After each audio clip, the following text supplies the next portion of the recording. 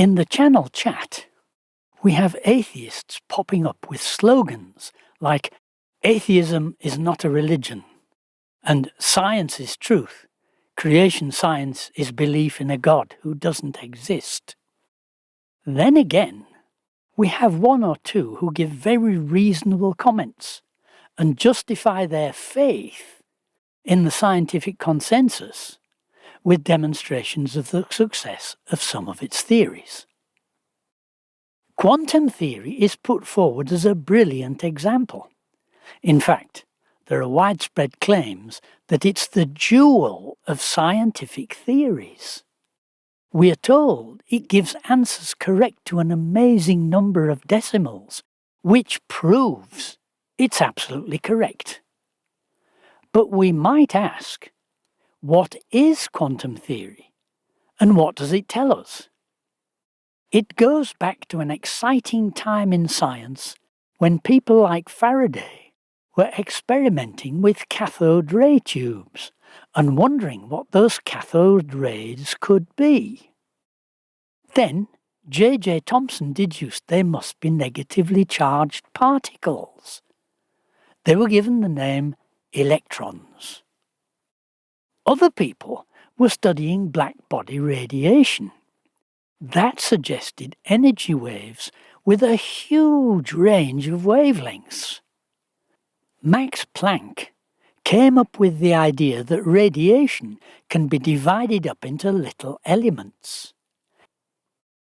Each element has energy equal to its frequency multiplied by a number called Planck's constant. Einstein proposed that light is made up of particles which were later called photons. Some German physicists coined the name quantum mechanics to describe these ideas. Quantum mechanics was successfully used to explain the spectrum of a hydrogen atom and some of the properties of the electron, the neutron, and the proton. Then it was proposed that all particles have wave properties, and all waves have particle properties. By this time, quantum mechanics seemed to be very abstruse. People seemed unable to visualize what was supposed to be going on. It soon became a combination of two mathematical systems. Wave mechanics, invented by Erwin Schrödinger, and matrix mechanics, invented by Max Born and some of his friends. So, quantum mechanics turned into a complex mathematical structure. It was made even more complex by more mathematics added by Dirac, von Neumann, Feynman, and some others. The mathematics of quantum theory is very impressive. In episode 74, we saw that it needs a mathematical trick. This involves getting rid of infinity in the equations by multiplying or dividing by another infinity, which comes straight out of a mathemagician's top hat. This trick goes under the impressive name renormalization. It seems to have no validity except that it gives the right answers. But there seems to be another problem. In science, a theory is supposed to explain something. It appears to be just a mathematically invalid black box. One can put in numbers and miraculously get out correct answers. And I found I'm not alone in wondering if quantum theory is actually a theory at all. And if it's a theory, what does it tell us about reality? The Institute for Art and Innovation has been wondering about this very question. They interviewed Tim Maudlin of New York University. It's well worth watching the whole interview, but here's an extract which opens up a window into the problem. There's no doubt, and no one's going to dispute, that there's a mathematical formalism that we know how to derive predictions from, and those predictions can be accurate to 14 decimal places. But what a theory is, what a physical theory is more than just a mathematical formalism with some rules. It should specify a physical ontology, which means tell me what exists in the physical world. Are there particles? Are there fields? Is there space-time? And tell me about those things, and then specify some laws about how they behave, that tell me how they behave through time. And the problem is that there is standard quantum, what's taught as quantum theory isn't a theory in that sense. It's just the formalism. And then what people call interpreting quantum theory, which sounds like a funny thing to do, because you'd say, well, I have a theory, what's an interpretation?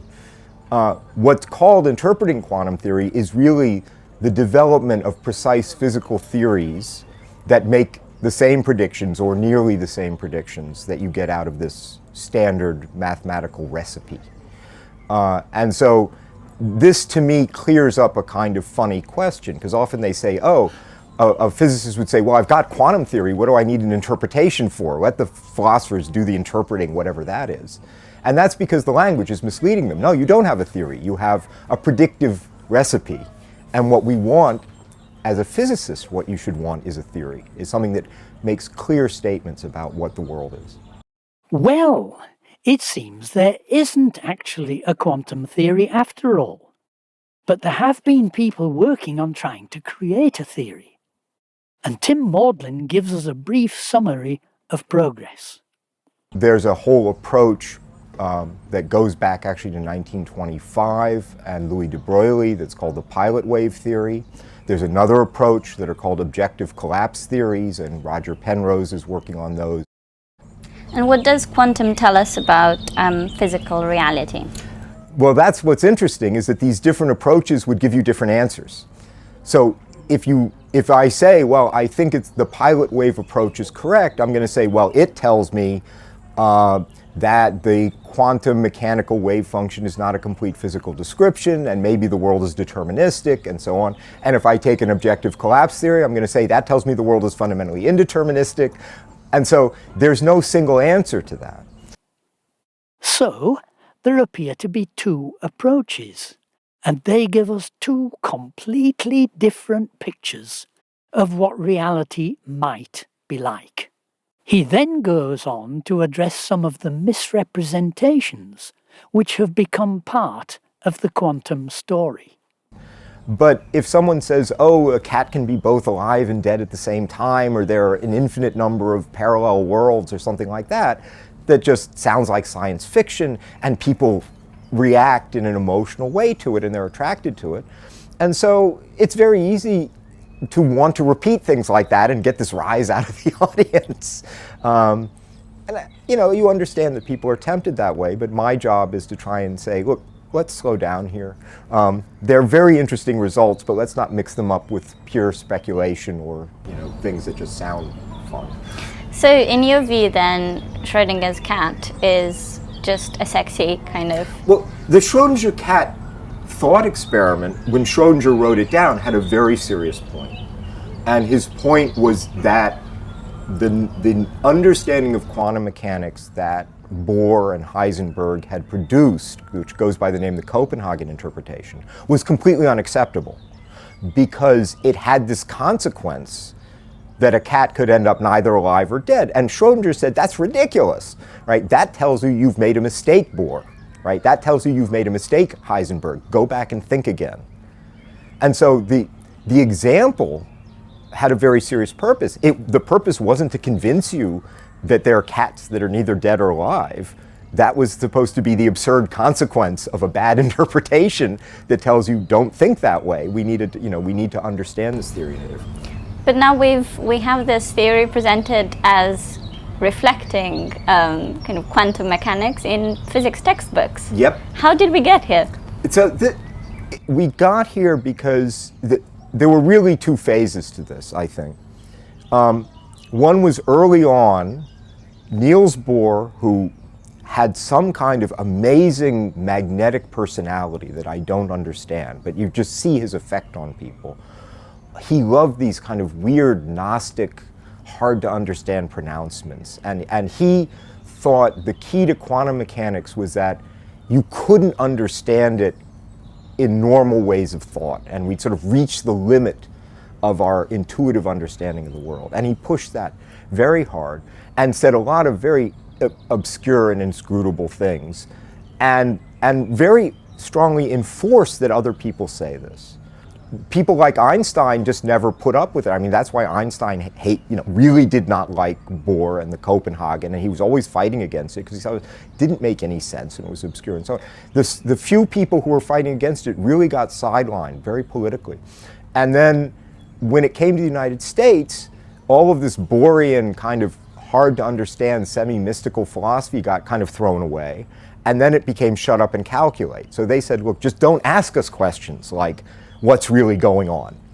Just, we have a thing that you can use to make good predictions, just use it to make the predictions, and don't ask these. And that, when I studied physics as an undergraduate, that happened to me in my first quantum mechanics course. I put up my hand and asked the physics professor, well, is it like this? And his answer was, no, you can't think of it that way.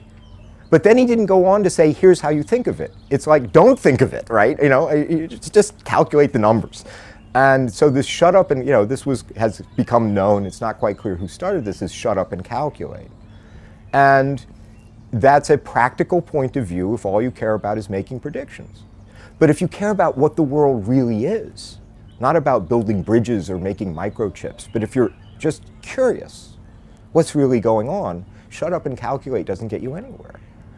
And so the physics textbooks are all written by people who never studied these questions because they were told not to ask them and not to think about them. They were very explicitly told, do not think about these questions. But if a theory helps you make predictions, shouldn't it also, doesn't it take what the world really is or what reality really is into account? Let me give you a very simple example. People knew for thousands of years ago that aspirin will actually have medical uses. It'll make your headaches go away. They knew that empirically. They didn't have a clue, even long into the 20th century, how it works. They knew you took the bark of a certain tree and you chewed it or whatever and your headache went away. Now, if all you care about is getting rid of your headache, you're happy. You don't care how it works. So you can have something that tells you very effectively, practically what to do and not have a clue why it works. You may know that it works, but not have a clue how it works. And that's what's happening in quantum. Yes, that's exactly what's happening in quantum theory. We have a very effective mathematical recipe for grinding out predictions. And those predictions are really accurate. So there's something in that recipe that reflects the real world. But exactly what reflects the real world and how, you can stare at that mathematics from morning till night, and the mathematics won't tell you. Tim Maudlin is not the only one to see problems with the shut up and calculate attitude to quantum mechanics. We met Sabine Hossenfelder in episodes 74 and 75. In her YouTube channel, she pointed out that for years it's been known that quantum mechanics makes wrong predictions about chaotic systems, such as Hyperion, one of the moons of Saturn. She goes on to show that this exposes a major inconsistency in quantum theory. This neatly resolves the problem. Hyperion correctly tumbles around on its orbit chaotically. Hooray! But here's the thing. This only works if the collapse of the wave function is a physical process, because you have to actually change something about that blurry quantum state of the moon for it to agree with observations. But the vast majority of physicists today think the collapse of the wave function isn't a physical process, because if it was, then it would have to happen instantaneously everywhere. Take the example of the electron hitting the screen. When the wave function arrives on the screen, it is spread out. But when the particle appears on one side of the screen, the wave function on the other side of the screen must immediately change. Likewise, when a photon hits the moon on one side, then the wave function of the moon has to change on the other side immediately. This is what Einstein called spooky action at a distance. It would break the speed of light limit. So, physicists said, the collapse of the wave function is not a physical process. We're just accounting for the knowledge we have gained. And there's nothing propagating faster than light if we just update our knowledge about another place. But the example with the chaotic motion of Hyperion tells us that we need the measurement collapse to actually be a physical process. Without it, quantum mechanics just doesn't correctly describe our observations. But then, what is this process? No one knows. And that's the problem with quantum mechanics. A series of interviews with top physicists, organised by the Institute for Art and Ideas, shows that there are plenty of reasons to consider quantum theory far from satisfactory, as anything other than a black box for getting out answers. Roger Penrose is a Nobel laureate. He tells us that some parts of quantum theory are crazy and can't be right. So you see, if you have a particle, and if one state of the particle is here, and another state of the particle is here, then you can have states where it's here and here at the same time. Yeah. So you can see particles can be in two places at once. Crazy, but that's how quantum mechanics works. So why is it that you don't have pieces of chalk in two places at once? Or people in two places at once and all that? And this is a big problem in quantum mechanics. So my view was that quantum mechanics can't be quite right. And Einstein had that view? Yes, he had a similar view, yes. Gerard de Hooft, another Nobel Prize winner, tells us quantum theory is amazingly successful, but nevertheless, it doesn't describe anything that looks like reality. But the strange thing about it is, in spite of the fact that it's so successful in describing the world that we know, it nevertheless doesn't describe anything that looks like reality. But Philip Ball, another quantum expert, tells us it may not really say such crazy things after all. Physicists have just been getting it wrong. But we know more now.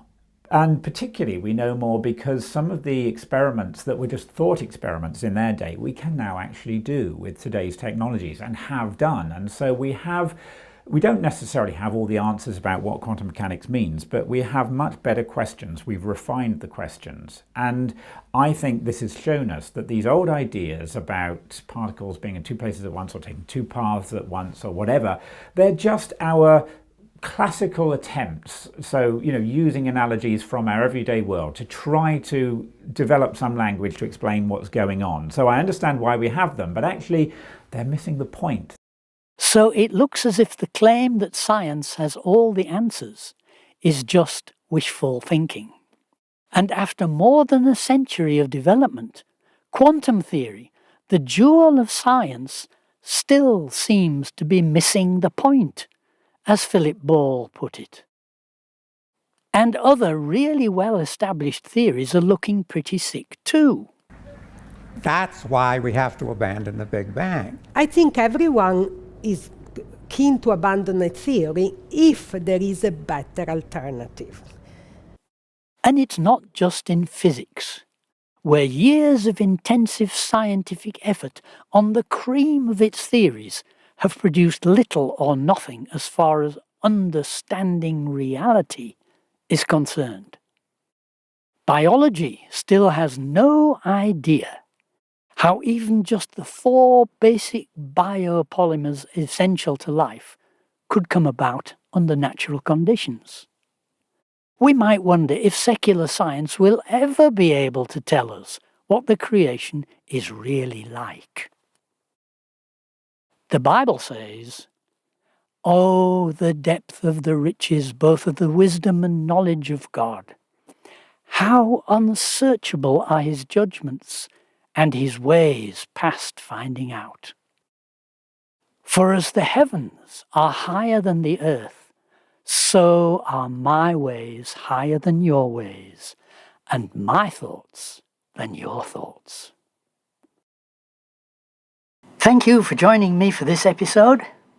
If you enjoyed it, please like, subscribe, and press the bell so that you'll be notified as I release new movies. If you'd like to support this project, you're welcome to do so through Patreon. Find a link on my channel banner and in the description below.